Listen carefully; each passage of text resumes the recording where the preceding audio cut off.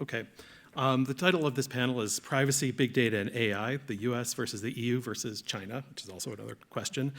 So all these three regions have fundamentally different approaches to privacy, and advances in AI and related technologies require access to large amounts of data and the ability to use it in creative and unforeseen ways.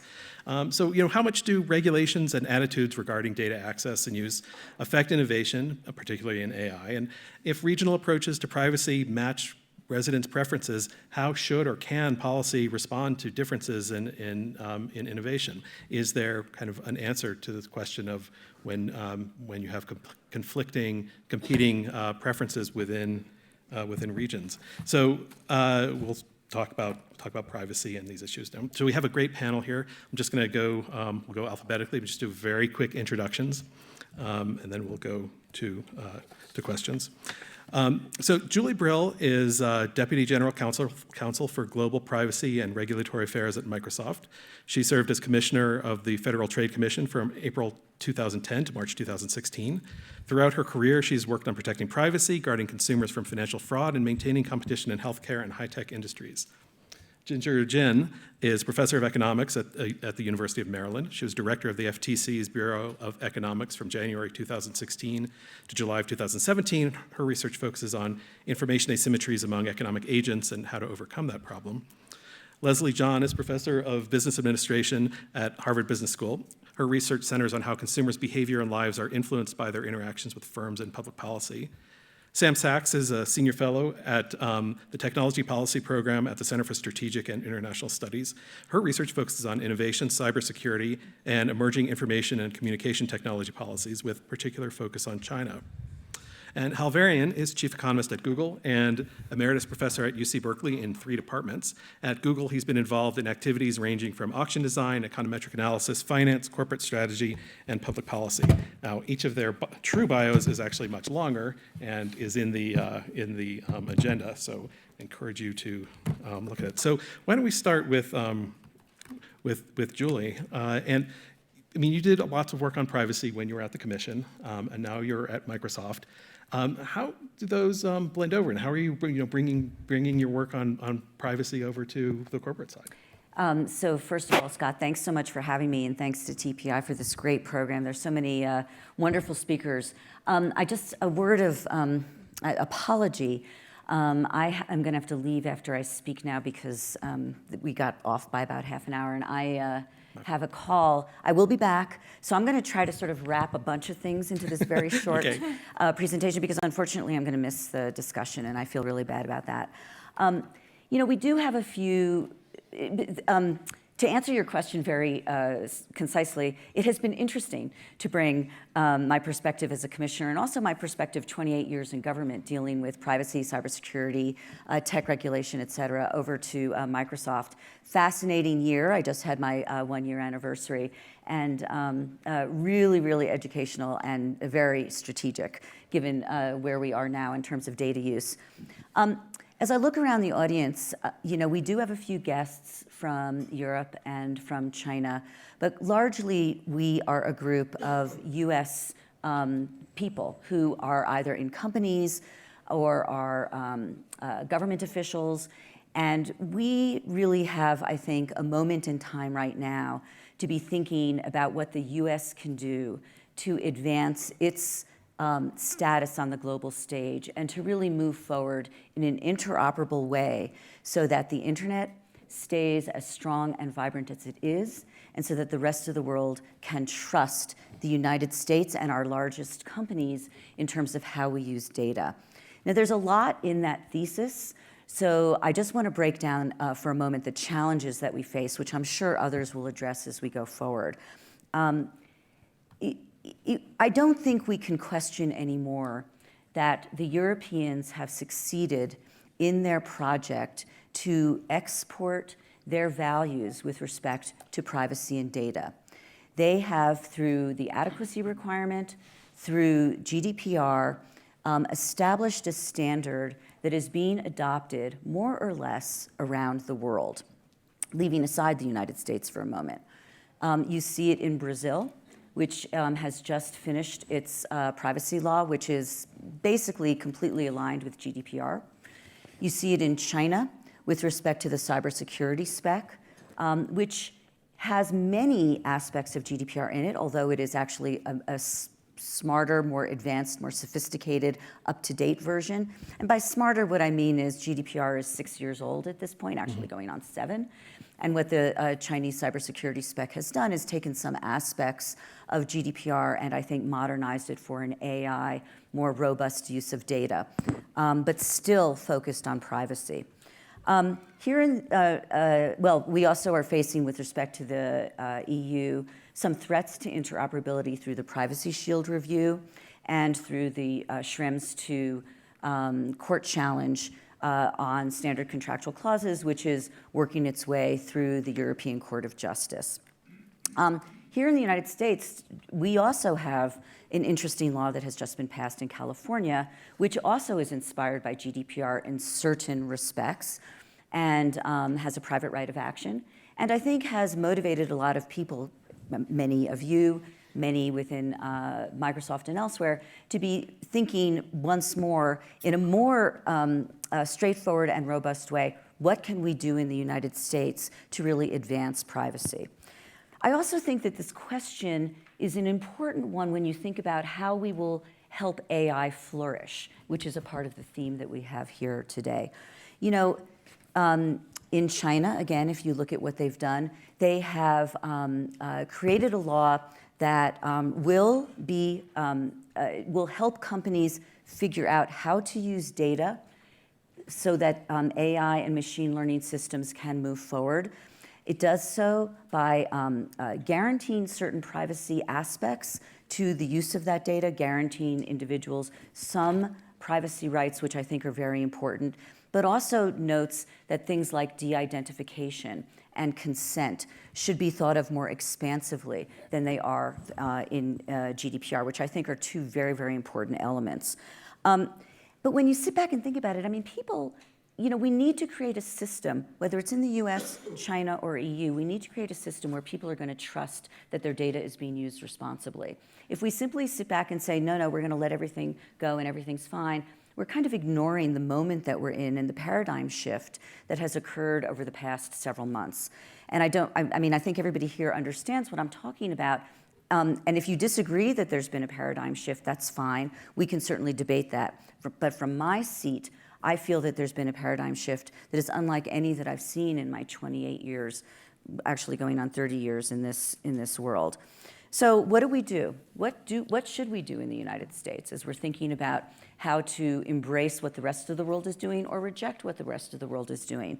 My view is that if we do want to continue to be interoperable, if we do want to continue to allow whether they're large companies or small companies to interact on a global stage, we do need to adopt more robust privacy protections here in the United States to convince the rest of the world that we are responsible and that they don't need to continue to aggressively regulate, more aggressively regulate than actually is warranted and than actually would be appropriate in a world of AI and machine learning. I think we can do this by examining what GDPR actually does allow, instead of continuing the meme that there can be no innovation under GDPR. It's not true. There can be innovation. It's going to be hard, it's going to be expensive, and it's going to require a lot of attention and work. That in and of itself is actually a potential problem, because it means that large or more well-financed firms may have an advantage. So that's something that I think we should address. But it doesn't mean that you cannot have innovation, because you can. Similarly, I think the meme about the Chinese law is just wrong. Yes, the government and the use of data in China by the government is deeply troubling, and we should have a conversation about that. But with respect to companies, I think you're seeing and you're going to see a framework that is going to allow responsible use and more robust use of AI. So I think the United States just has some work to do. And I think we could bury our heads in the sand and continue to say everything's fine, but in 5 years it won't be. And we'll be very far behind in terms of our ability to act on the global stage if we don't demonstrate to the rest of the world that we can actually behave in a responsible way and have frameworks that will guarantee that we will be behaving in a responsible way. Are you concerned about different rules causing innovation to go in different directions in different places? Yeah, I mean, it's always hard when you have the proverbial patchwork quilt, but I think you need to look at what is happening and determine how different they really are. I used to say this when I was a state regulator, and people would always complain about the patchwork quilt of state data breach notification laws. You know, companies have been living with this now for 15 years and have actually figured out how to operate. And if it were such a huge problem, Congress should have acted and would have acted. I think the fact that they haven't acted demonstrates that it really isn't that big a problem here on the state level.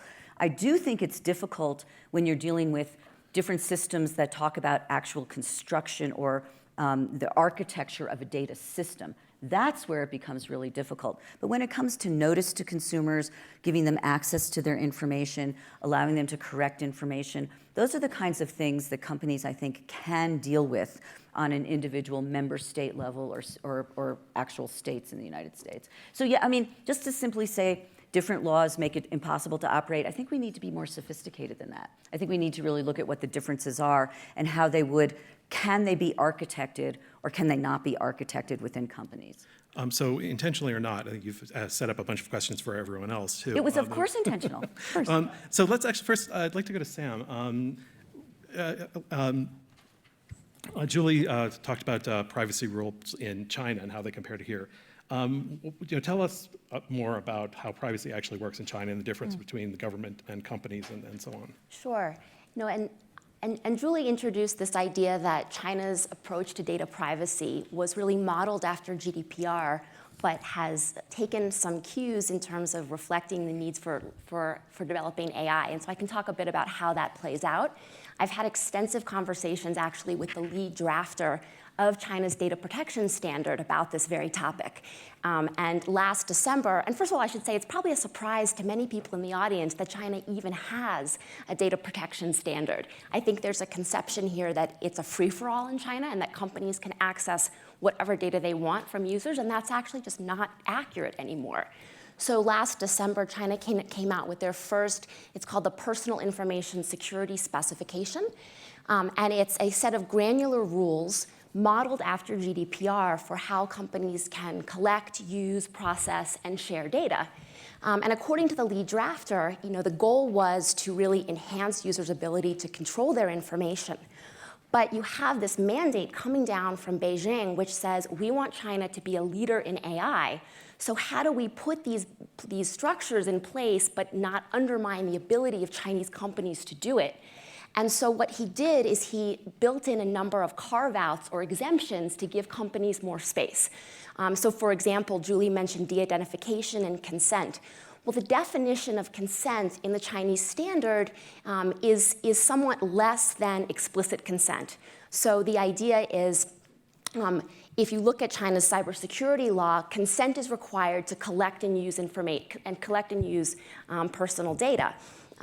But it's not necessarily affirmative explicit consent. There also are exemptions so that companies, if they are collecting information for what they call safe and stable business operations or in the performance of a contract, don't necessarily have to use consent. So we can get into the sort of technical details of how they did it. But the idea was they wanted to sort of balance innovation goals with personal privacy goals. Now, again, skeptics in the room may say, but wait a second, is privacy even something that Chinese users care about? Well, the reality is in the past year, we have seen growing awareness and demands by Chinese users about how companies are handling their information. There was a big scandal last year. Ant Financial, the financial affiliate of Alibaba, it came out that they were collecting users' information and having it automatically feed into this financial credit scoring system known as Sesame Credit. This caused a big outrage on Chinese social media because the box was pre-selected.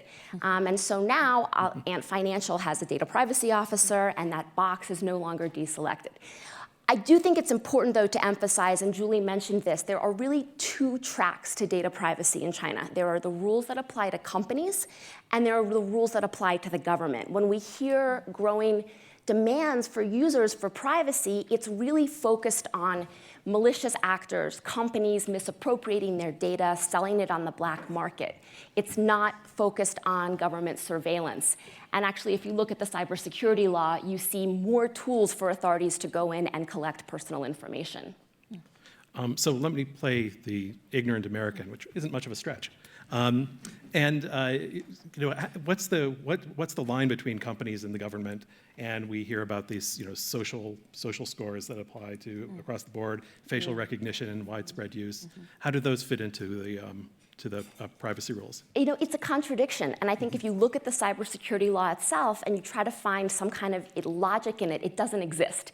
Because in one body of law, you have expanded tools for the government to go in and conduct these on-site investigations, more invasive inspections to get information, but you also have these sort of vague rules around consent. I think that's not because there's a sort of grand strategy behind it. I think it's because there are so many different stakeholders in the sort of interagency in China, whether you're talking about the companies or the government, and their interests all needed to be reflected in this body of law. And this was sort of the way to do it. What it means in practice is that you're going to have sort of ad hoc enforcement where maybe the lead drafter of the Chinese specification said, we want to enhance users' control over how their information is used, but who's actually implementing that? It's probably the local security apparatus who may have a whole different set of objectives. So now let me go to actually both Ginger and Leslie. Your research is very complementary.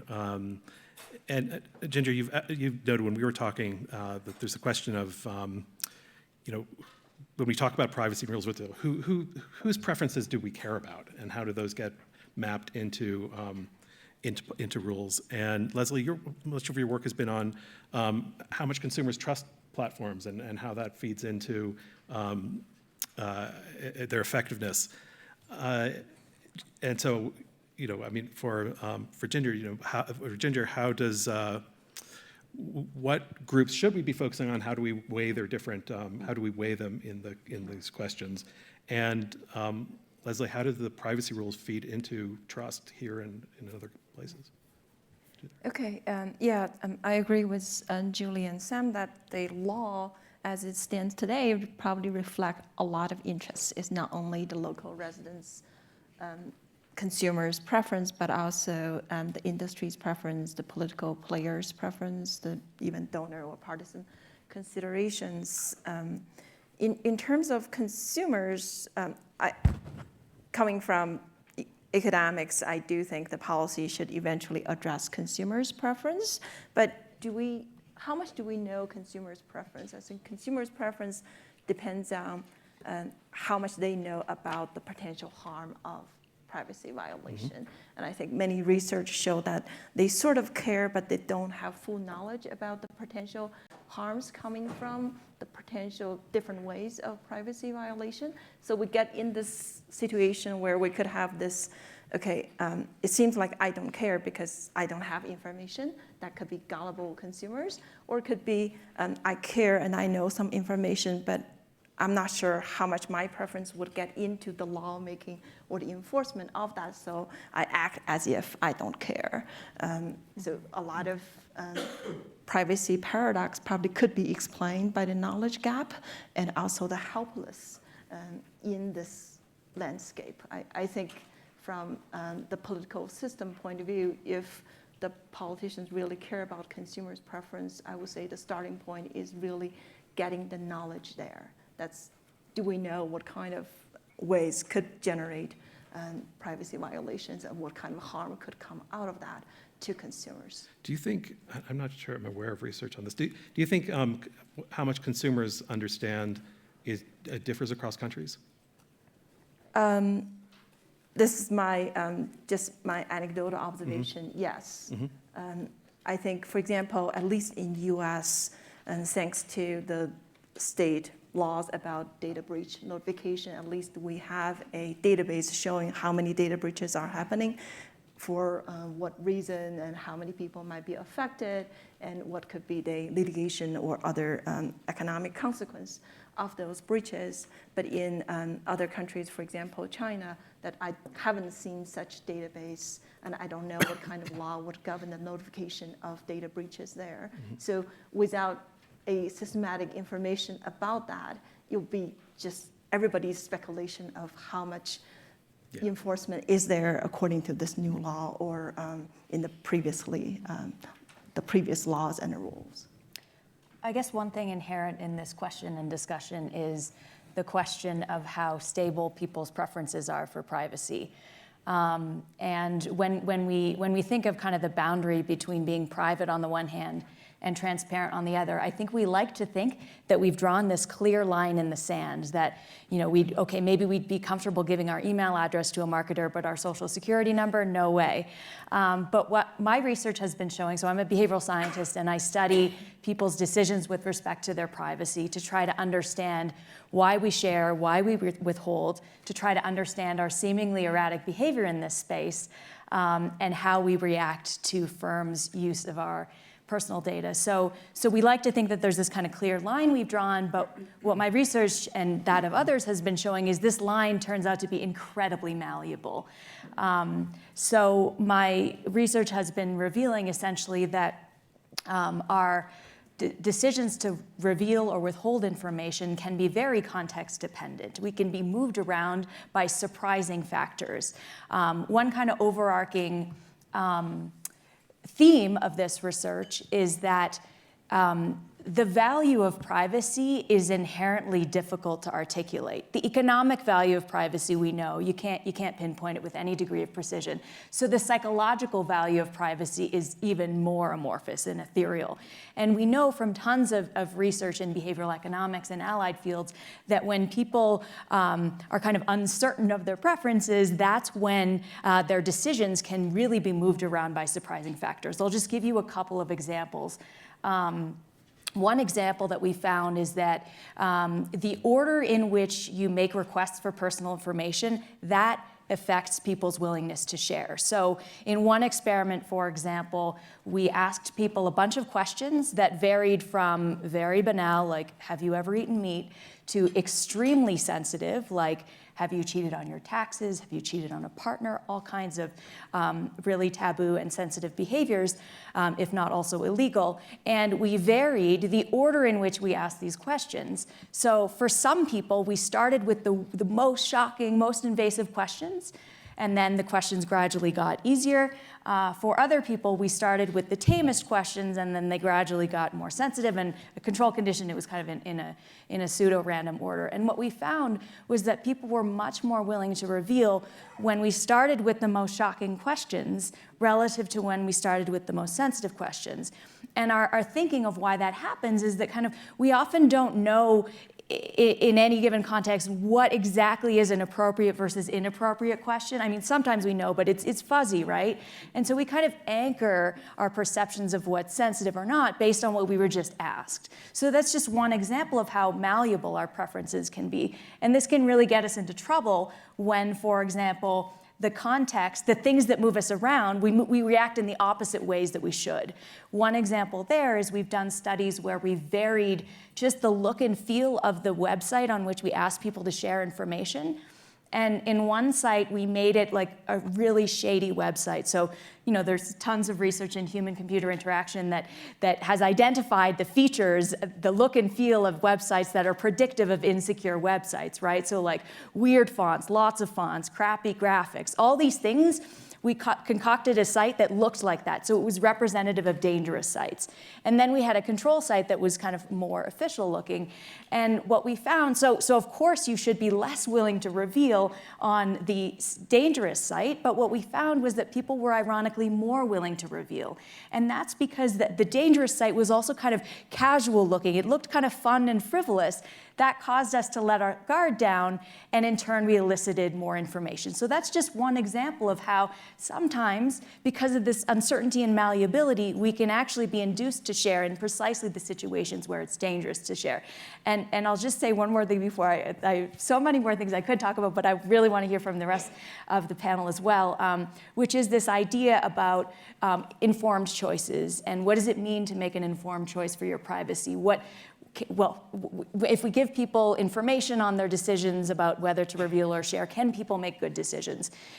I'm certainly not advocating that we keep people in the dark and that we obfuscate the truth from them, but I don't think that giving people information is enough to help them make good decisions, because a lot of these behavioral biases we see, they persist even when people are aware of their existence. So it's a really complex problem.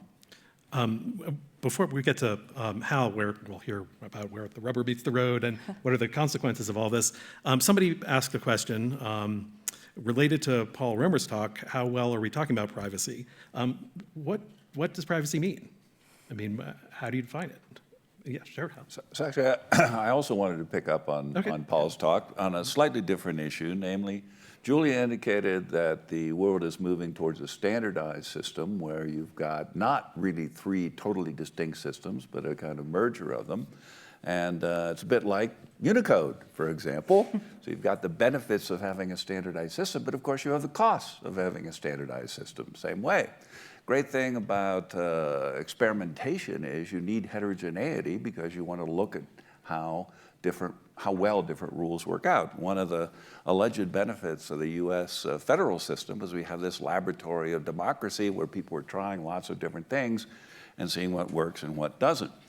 Now, I think if we look specifically at the case of China, which has been discussed mentioned several times on this panel, very interesting fact about the Chinese economy, it's getting old very quickly. The one-child policy is coming home to roost, and we're seeing a lot of medical conditions associated with aging are going to hit China first. China is investing very heavily in AI. We expect that AI will have significant medical benefits. So when people, let's say in Europe, start looking at the genetic engineering or genetic medicine, personalized medicine, the benefits that are available in one place in the world, they're going to say, why can't we have this too? So as time moves on, I think you're going to see some pushback against some of these decisions, particularly in the issue of health. Health is, of course, a very sensitive topic in many ways, but it's also of concern to everybody, and everybody wants the best possible health care. That's going to require a lot of data. And what happens in China, let's say on the genetic side, could be quite different than what happens in Europe or what happens in other countries or regions with different ethnographic characteristics. So in my view, I would worry that we're moving towards standardization a little too quickly. We ought to allow for heterogeneity, both in our dealings with Europe and China, and same thing on a reciprocal basis, because we do need, I think, to have a more flexible system that can deal with scientific and medical advances. So, I mean, that applies beyond scientific and medical advances. But so, on the one hand, you could end up with different types of AI advances in different areas based on the kinds of data that's available. But on the other hand, from Leslie's work, it's not clear. We don't know what people in different areas actually prefer because their preferences, or at least how they state their preferences, could change. And they don't know what they're missing. If you have one system, then you say, well, what would happen if we had a different system? It's nice to have a few different systems for a while.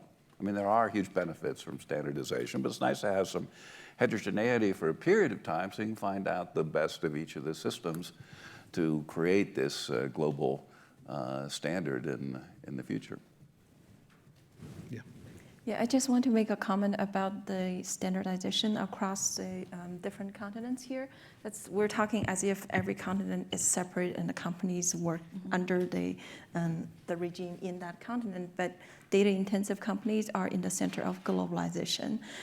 So I can see sort of the outcome could come in a spectrum of different things. For example, it could be that the most strict rules are let's say for a big company like Google or other companies, it's very hard to prevent the system comply with different policies, let's say, in different continents. And so it could be that the companies decide, okay, let's just comply with the most strict rule that would comply with everyone, right? So if that's the recipe of every company, then effectively we're having the most strict rule around the world, even if every continent sort of adopt different policy. That's one extreme. Do we kind of see that happening? I mean, now we're getting used to clicking OK on every website for the cookies because after GDPR, or is that just superficial? I mean, are we sort of moving to what you're saying? I think that's an empirical question. Yeah. Okay. Another extreme could be that we have this race to bottom equilibrium because companies from a continent with looser rules probably would have lower cost of compliance. They're able to offer the same product with much lower price because they're able to get revenue from data or other usage of the data. So when different companies competing in the same market, with one company can charge the product with much lower price. So I think the competition probably would bring the globalization together, even if every continent still have different rules. I don't know which equilibrium will play out or a mix of that. So I think it's a good idea to think about specific technologies. So take something like facial recognition.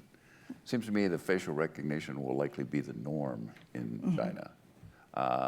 In the US, there are 2 states that have regulations against facial recognition, and there's probably a good bet that it would not be allowed in Europe except in certain circumstances.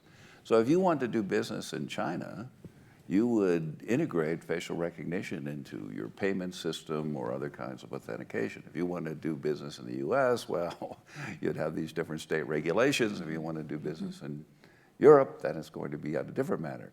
So companies are going to be forced to deal with the heterogeneous treatment of certain aspects of privacy just because those may be an integral part of commerce in China, for example. Same thing with autonomous vehicles. You're going to have to track autonomous vehicles closely because you want them to work safely and you want them to share information in a way that makes the entire system better. Now that could have different ramifications in each of these different regions. And I think companies will, again, just have to deal with that heterogeneity for a while at least. On a related note, we often hear that China is at a significant advantage because of their access to massive data sets in this way. But the reality is that the data that the Chinese companies have in these fields is actually quite homogeneous. And so if we want to have an edge in training AI algorithms with massive data sets, it can't just be all Chinese data. And so one of the main incentives, I think, if we think about sort of creating more of an interoperable data governance system between China, Europe, and the US, if Chinese companies are able to be in markets like in Southeast Asia or in Europe and begin to train AI algorithms on those data sets, that will be a big advantage to them. When you say they're all homogeneous, to me, it's just because it's all Chinese data and it's not suitable for expanding into other markets? Or did you mean something different? It's that in terms of the AI applications, but also the benefit of machine learning and what it means to access those data sets for the algorithms. Yeah, and I think the health example is a good one there because we all know there are different ethnic issues with respect to immunity to a certain degree, to certain diseases and so on. So what works in one part of the world may not work in the other, although the methodology would conceivably be helpful in other parts of the world. So one of the premises of the panel, which may not be right, was that different preferences in different regions can lead to different outcomes. But Leslie is saying that we really don't know what people's preferences are because they can be changed so easily.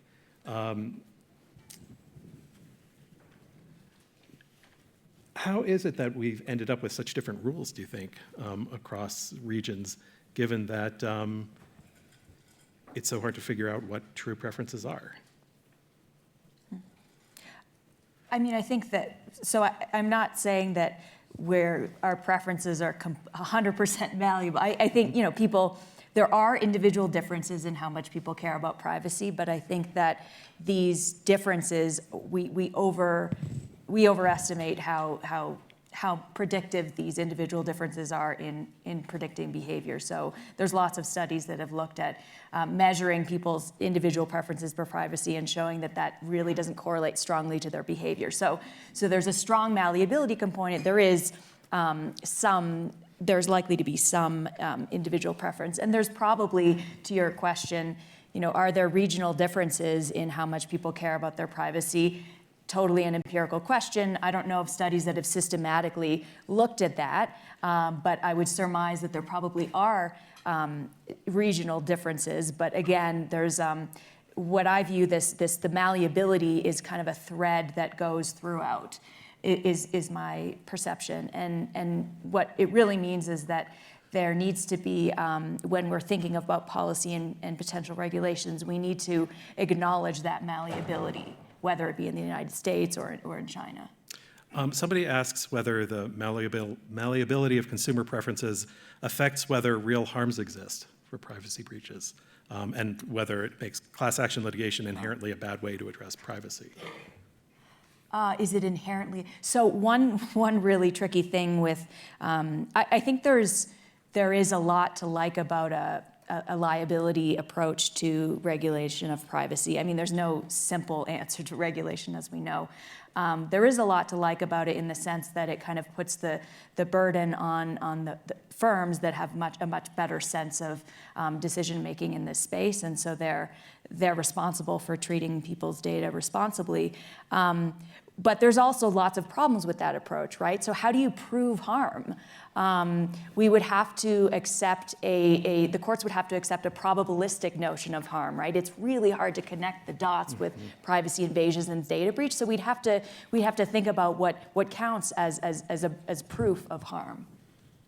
This is actually an area in China's data specification that's actually quite problematic from a compliance, from a regulatory standpoint, is the definition of sensitive personal information in the Chinese standard is risk-based. It's essentially any kind of personal information that damaged or leaked would cause harm, whether from a national security perspective or a public interest perspective. So this is wide open. This is an area why I think from an implementation view, it's going to be very difficult if regulators wanted to audit against it. How do you prove harm to this so-called sensitive information? Here's a question from Paul Romer, actually, to get Hal going. What about a rule that if people don't understand what you're doing with their data, you can't do it? Sorry, could you repeat? A rule that if people do not understand what you're doing with their data, you can't do it. Yeah, it's very hard because these contracts, everybody, I think, would like them to be simpler, but then there'll be some law or some incident arises, and then you've got a gray area, you've got to say, well, except for this or except for that. So contracts, I'll give you an example. Have you ever seen a contractual form that's grown shorter over time? There's no such thing. They always get longer because the technology is changing, new instances arise, or something you didn't think of. I think what's needed is standardization. So you might say there could be 4 different forms of contract, and you want to squeeze your operating procedures into one of those 4, something of that sort. And we do see that on occasion. We see contracts that evolve into a standard arrangement. We can just use some sort of boilerplate. That would be helpful, I think. But I don't think there's really a way to make them simpler. There's simply a way to group them into a few different clusters. I actually had a conversation with Tencent about complying with GDPR because they have been very concerned about this for their WeChat platforms that are in Europe. And they said that one of the things that they did in preparation is they said, well, if we were to find out all of this information, we don't even know within our own company how to answer the questions needed for GDPR. Right. So it was an exercise for them, and then they rewrote their privacy policy. Now, of course, cynics in the room can say, well, if Tencent has a privacy policy, can't the Chinese government just get anything they want regardless? I don't know. I mean, I think it's a gray area between, right. Well, but in practice, that's what they did. And there will be different policies for, let's say, location and medical issues that I keep harping on, all these other things. It's not going to be a one-size-fits-all contract for sure. Yeah. But we hope that they can evolve in a way that would be easier for complying with terms.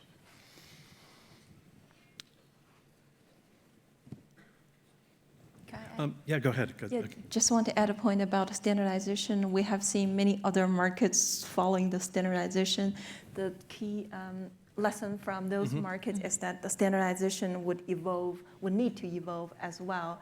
Let's say you have a financial loan disclosure form. It used to be very complicated. Now, after standardization, you have to put APR there and in the standard way. But then there are many other dimensions in the loan application which is not in the standardization form, and that could be gamed. And then once we know the industry have gamed that, then you need to change the standard so that you govern that. So in that sense, the standardization itself need to be closely monitoring the reality and evolve according to that. Actually, in terms of standardization, actually, there's a question here that I think is pretty relevant, which is Google's done a lot of changing of its privacy, how consumers interact with their privacy. How has that experience gone? Have people reacted to that well? Do they go and adjust their privacy settings, or do they still? It's hard to say. A lot of the reason why the policy changes is it's evolving to meet new issues of technology, of regulation, of competitive activities, and so on. So there isn't really a single unifying theme that emerges, at least from what I could see. Generally, as everybody acknowledges, consumers just check the box. And no question that that's the way these things usually work. And if there is some big privacy problem, like release of data or getting 10,000 credit card numbers, all this stuff, then you'll see a response to that typically. But then it's really a much more episodic response than a systematic response. Do people in different regions have different concerns regarding government versus private use of data? Are Americans, for example, more likely to be worried about what the government's going to do with their data, and Europeans more trusting of their government, or are we generalizing too much? So it is said. I don't know. There is this issue where if you look in Europe, which country is the most concerned about privacy? Well, Germany. I think that's widely recognized, and that's because of historical episodes of East Germany and Nazis and all this other stuff, because your parents or your grandparents have had firsthand experience with the problems from having, let's say, lax privacy practices. But then after that, it varies a great deal. And I don't really know the story in China. We have an expert here who could talk about this more, but how the historical events impacted the Chinese policies. Yeah. It's interesting because in the past year, where we've seen a number of these incidents where there's demand from the users for privacy, whether Ant Financial, there was a Baidu incident where after the Cambridge Analytica incident, the CEO of Baidu came out and said this would never happen in China because Chinese users are more willing to trade convenience for privacy. Right after he said that, there was a poll on Weibo, and 12,000 people immediately voted and said he's wrong, he's out of touch with this growing demand. But the types of the data privacy standard that I mentioned and the build out of a regulatory regime around data protection in China actually was not a reaction to that. That had been underway for some time before it. So it's unclear if that was a response to user preferences or not. So one argument I made sometimes is that Google, or search engines in general, are the best thing that's ever happened for privacy. And the reason is because people ask questions to Google that they would never ask to their mother, their father, their doctor, their lawyer, their psychiatrist, their accountant, all of these things, because they correctly perceive that it's much safer to ask this to a machine than to ask it to a person. Mark Twain said, two can keep a secret if one of them's dead. I kind of hate to say that Google's dead, but it's not exactly alive either. So in general, it is a safe place to ask questions, and that's true across the board. But at the same time, because people are willing to ask these very sensitive but very important questions, then of course they're concerned that this information will remain private. And I think in general, that's certainly true across the world. Whether it's different in China, well, maybe not. So can we talk about the elephant in the room and the rumors of Google going back with search in China? And I should say one... You can talk about it, well, but I can't. So I should say, thinking about what search looks like in China now, Baidu is really crappy. Baidu has many incidents of doing unethical, fraudulent kinds of searches. they only index foreign websites that are in Chinese, which essentially means search under Baidu is just contributing to this closed intranet. And so I think an argument could be made that incrementally, Google would be a huge benefit in terms of adding search, even in a censored form, compared to what you have with Baidu. But I'm just curious, I know you probably can't say much, but because you brought up search, I didn't. Yeah. No. I'm very happy to hear you say all that. Okay. But I'm not really that knowledgeable in this subject, so I'm just going to stay silent. Okay. One thing that I was also thinking, as Hal was talking about, feeling comfortable searching for things that are really, asking sensitive questions that it's integral for you to know the answer to. And so when I think of, a lot of my research has shown people's vulnerabilities in divulging information, but of course the conclusion is not, we should just help people to keep mum more often. We need to find out, of course, ways of helping people share when it's helpful and not share when it's not helpful. And one area there is health information. And one of my collaborators is an oncologist, and she was talking about how in her area, they basically deal with the same type of cancer, and typically the prognosis is that it's terminal. And so every Friday they have people come in who don't yet know that it's terminal, and they're finding the results. And what she has noticed is in herself and in her colleagues, so she knows that it's terminal, but she can't say, she has a difficulty saying that to the person. And it's amazing how many of these physicians, they don't actually tell the patient the difficult news that, presumably if the person actually knew this, that it would help them make decisions about how they want to spend their cherished the rest of their time. But so there are these barriers of how do we help people to share when they should, when it would behoove people to share. And we also have some follow-up experiments where the paper's called Shooting the Messenger, and we show that people withhold information that would be helpful for others to know, and that's because when we, like a physician who's the bearer of bad news, a reason why they don't disclose this is because the patients then view that physician, the physician who bared the bad news, the innocent messenger, they view that physician as incompetent, as untrustworthy, and they're ironically less likely to follow that physician's advice. So there's real this is more of a social psychological barrier. But listening to you made me think of, it's important. I wanted to caveat that the goal isn't to just make people shut up.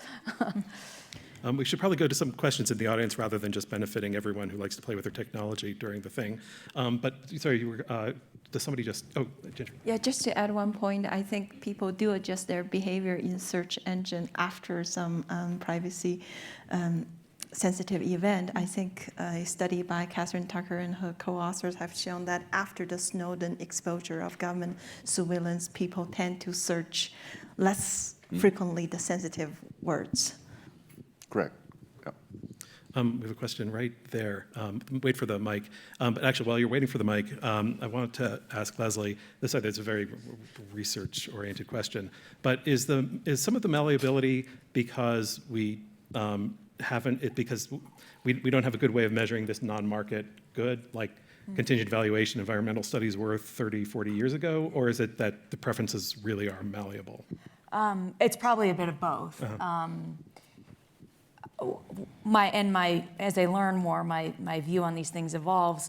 One way that I'm currently thinking about some of these preference reversals and the malleability of people's choices is I'm thinking of it in terms of two different motives or desires that people have, and those desires often conflict. So one, I think that people sincerely do care about their privacy. It's not always reflected in their behavior, but so there's this sincere desire for privacy, and it's important to human development. But we also have another motive, the motive to disclose. Disclosure, reciprocal self-disclosure is extremely important to forging relationships with others. There's tons of studies showing that in fact, one of my favorite studies is they bring strangers into the lab. It's called the fast friends paradigm, and they get these strangers to answer a series of questions that are increasingly self-disclosive, and they find that those dyads end up being friends more so than control dyads that aren't induced to do that. So there's these two different motives, the desire to disclose and the desire for privacy. And increasingly, at least in online context, what I see is kind of this desire to disclose is really heightened. So social media is a perfect example, and firms have an incentive to heighten that desire. And so that's really activated, and then this desire for privacy is kind of latent and in the background. So oftentimes it seems this disclosure desire, as I've started calling it, kind of overrides our behavior. That's kind of a long-winded answer to your response, but. So let me say a word on that. It's often important to know, well, what do I get for giving up some privacy? So think about something like your credit score, your FICO score. Lots of sensitive information goes into computing that, but on the flip side, it's pretty remarkable that you can walk into a bank in a town where nobody knows you and you know no one, and borrow $500,000 for a mortgage. So that's done because we've centralized this FICO score Used information. to require a gun and a mask. Yeah, I used to, but the point is, it's clear that I'm getting something important and valuable for giving up some privacy in that domain. Same thing on health. I mean, you're checking all these boxes on these forms. People are pretty willing to check them because they think they're going to get better treatment as a result. I should say, with the FICO score, we don't have the ability to opt out of that. In China, you do. But why would they want to? Because they get this benefit from doing it. I mean, Right. Yeah. All right. Yeah. Interesting. Amy Glassmeyer from MIT. So we are talking in terms often of dyadic relationships, companies, individuals, the state, companies.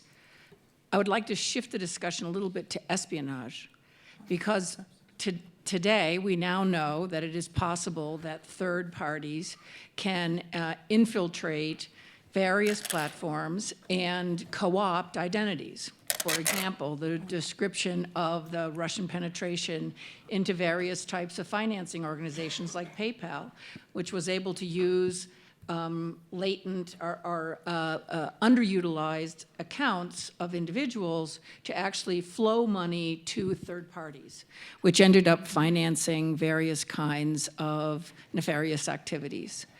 As someone who has a very close association with that particular experience, it raises a number of questions about liability, responsibility, and accountability. So for example, let's just take PayPal. Say you had a PayPal account, you hadn't used it in 3 years, somebody happens to have the ability to see that and goes in and uses that account for transactions, and you might or might not know. You might at the end of the year, for example, get a 1099 that indicates that money has been flowing through your account even though you haven't used it for 3 years.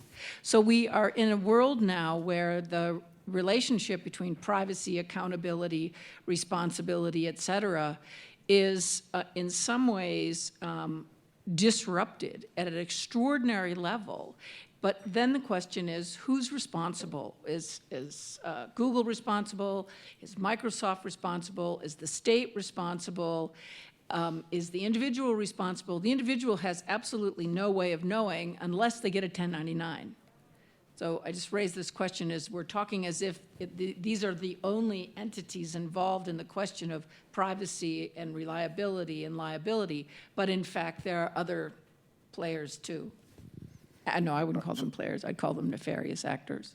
Yeah, I completely agree with the point about liability. It's absolutely critical. And let me recommend this article by Ross Anderson, who's a security researcher at the University of Cambridge, called Why Crypto Systems Fail. And the short answer is, it's never the technology that fails, it's the incentives of the people running the systems that fail. Prime example are ATM machines. At this time in the UK, if there was a dispute between the customer and the bank was right unless the customer could prove them wrong. And in the US, the liability was reversed. The customer was right unless the bank could prove them wrong. Well, the banks in the US invested in cameras. There were 2 people in the money counting room. They had all sorts of security practices that they utilized because they were ultimately liable. Whereas in the UK, they were very, very sloppy in terms of these practices because they didn't bear any costs when the system failed. So in terms of liability, there's a whole obviously legal literature, there's a whole economic literature on how the liability rules affect incentives and how you can design a system that has appropriate incentives for managing the risk associated with these kinds of events. I think the question also illustrates how we're starting to see a convergence between two distinct concepts, which is data security and data privacy. And I'd be curious to hear from the other panels how they see those two concepts distinct and interrelated. I often see in the case of China that those terms become interchangeable, data security and data privacy. One example, I did a panel at CSIS last year, and I had someone from a Chinese internet company, a senior executive there, and we got a question in from the audience about the privacy risks associated with IoT, and he said, "What do you mean privacy risks? I don't understand what you're talking about. Isn't your money more secure in a bank than under a mattress?" And I thought it was the perfect example of these concepts of data security and data privacy getting blurred. I think we can do one more question, or Jane is going to cut us off. Oh, okay, Baron.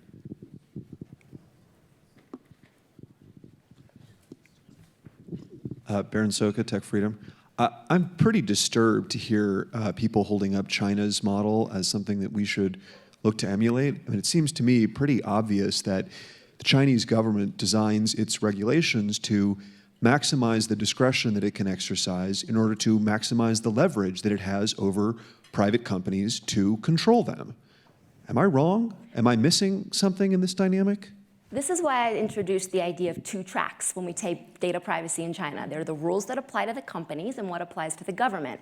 I think that the way that this specification is going to be implemented is going to have much less to do with privacy and more to do with the Chinese government trying to control internet companies, which have become very powerful because of all of the data that they hold.